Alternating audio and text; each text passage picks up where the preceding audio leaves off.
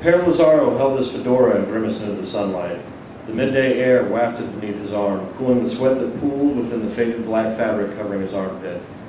The heat of the prodigal sun had followed him from the other side of the mountains, and while a welcome surprise, the day was thick and muggy the way no one had experienced in some time.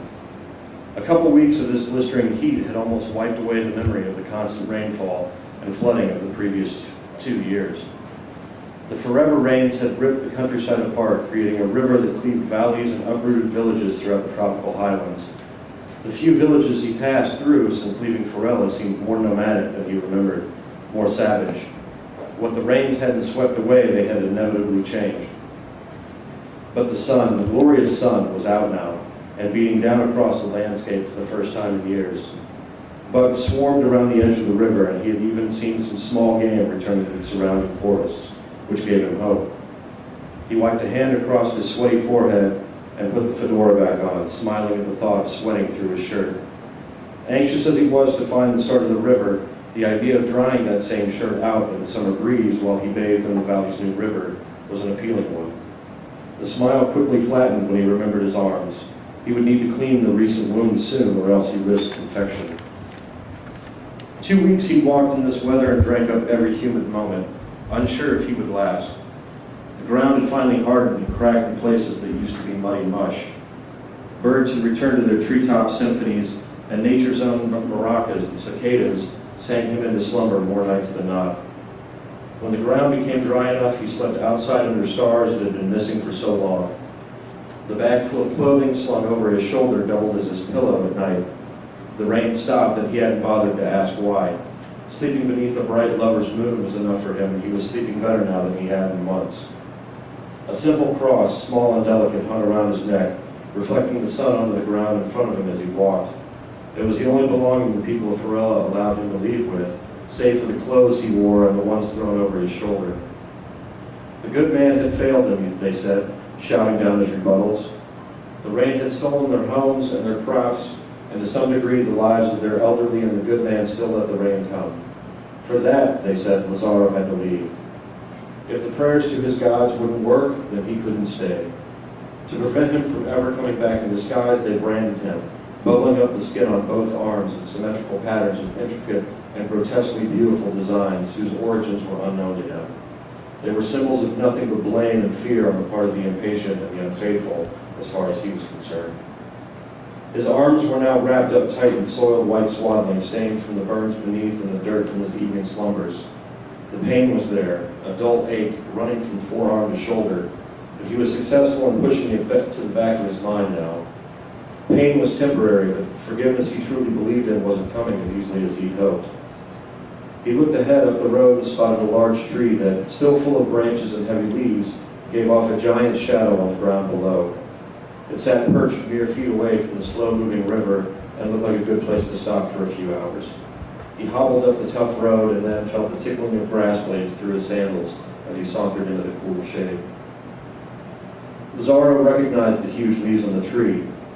As the river grew, it became dirty and polluted with highland soil, and submerged shanties and smaller villages along the river had used these leaves to catch fresh rainwater outside of their homes while the forever rains poured.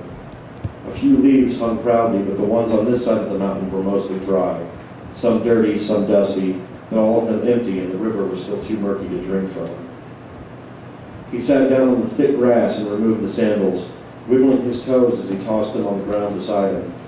A breeze picked up and almost stole away his hat, but he grabbed it in time and kept it pressed to his head as he unbuttoned the shirt with his free hand. His fingers moved nimbly, though his arms did not. Removing the shirt took a great deal more effort. Lord, how he ached to be cool in the cooling waters quickly. Pere Lazaro slipped off his trousers and stood naked in the shadow of the tree. With fingers clutched around his necklace, he prayed for safety and for the good man to watch over both him and his meager belongings. The calm sound of the river beckoned, and he closed his eyes as he gave into the brief, cooling respite from the heat.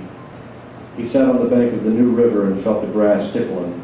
The dry blades rustled against his backside as he dipped his legs into the lazy water. He kicked them against the current as if he were a child and began to unwrap the bandages along his arms. The gauze stuck and frayed against the scarred skin that ran the length of his arms, but still he pulled, careful to unravel with slow hands. Bits of skin and congealed blood stuck to the sweaty, dirty gauze, and again he grimaced, anticipating the pain before he felt it. The bandages came spiraling off his limbs until finally his arms embraced the sun's light. The scars wouldn't come for a while, but others would recognize the intricate branding. A tiny circle at the top of the wrist spread out into a complex webbing of long, sloping curves that ran the length of his arm. The first time he redressed the wounds, he almost smiled before wrapping them back up in haste. The pattern was quite extraordinary, he had to admit. The water put him at ease, and he continued to kick his legs over and over, falling into a sun-drunk rhythm that made him forget his nakedness. He found himself alone in the aftermath of a drowned world and was strangely content despite finding no water to drink. His lips were cracked and bleeding now. He tried using the river to moisten them, but retched at the taste of the briny fluid and decided to wait until cleaner water appeared. Another breeze kicked up and goose pimpled his spine. He leaned back on his hands and felt the silty water flow between his toes. Water was a beautiful substance, he thought, moving wherever it wanted and could be used for anything, scrubbing clothes, anointing a newborn, saving thirst. This river, however, had done great damage everywhere the pair had been. He had been curious as to its extent, so when the Foreans kicked him out, he headed towards the highlands to find the beginning of this new Eden snake through the country. Mayhap answers, or mayhap more questions, sat at the end of the road. He was unsure and in no hurry. He heard the call of birds on the other side of the river and smiled again. It was nice to hear the good man's creatures living out in the open once more. Several sparrows soared overhead and circled each other before perching on a tree beyond his sight. He kicked his legs in the water, feeling droplets splash up onto his bare thighs. He rummaged inside his satchel.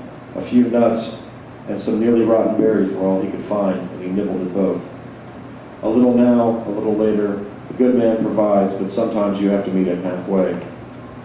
When he was done eating, the pair laid there and fell into a lazy slumber. He was awakened by something brushing against his still submerged legs. He pulled himself up into a sitting position and stared down past his knees. He expected the limb of a tree, but was no less surprised to find the limb of an older woman brushing up against him. Her skin was a bruised and mottled slate gray, but her lips were a dark shade of bluish purple.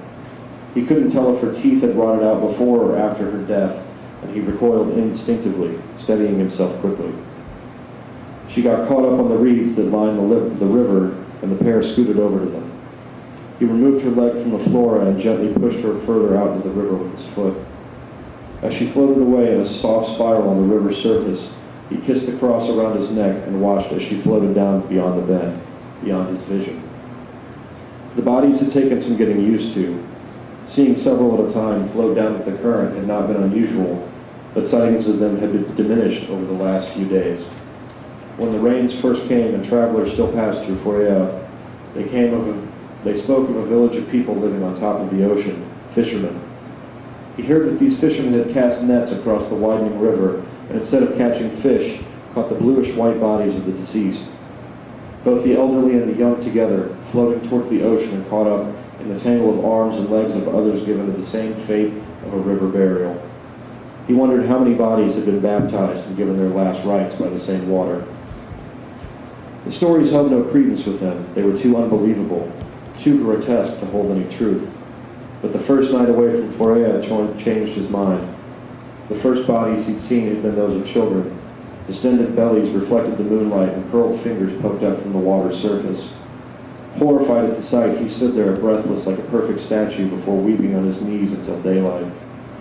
The next day gave way to more bodies floating, men, women, elders. Again he wept over their passing and stood on the shore eulogizing them until he could no longer see the bloodless limbs reaching up for the sky as if asking for grace. Now when a new one passed, he stopped to kiss his necklace and prayed for the safe travel of souls to the good man. He stood up from the embankment and felt the breeze pass over his naked body. He scratched behind his ears as he stood and stretched. It seemed the wind had picked up a bit while he slept and took his hat with it. A nap in the shade had been exactly what he needed, but it was time to move on. Time to move further up into the countryside regardless of what it might bring. He rebandaged his arms carefully, slipping on his clothing, grabbed his satchel and walked. He breathed in the smell of the world around him and moved on from the shade.